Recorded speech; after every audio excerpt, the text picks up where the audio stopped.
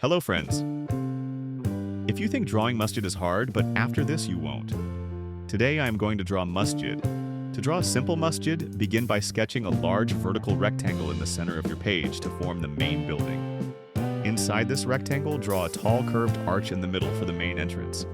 On both sides of the main building, draw two tall and narrow rectangles to create the minarets. At the bottom of each minaret, add a long arched shape, and in the middle, draw a small arched window. Next, draw a big dome on top of the center building, using a smooth curved line, and then draw two smaller domes on top of each minaret. Add a small crescent moon on the top of each dome. Below the side domes, draw small horizontal lines to show balcony details. After that, draw wide steps at the bottom, using long horizontal rectangles, and the whole drawing with a black marker and color it beautifully, with bright shades like blue for the domes, green for the towers, yellow for the walls, and purple for the steps to complete your masjid drawing.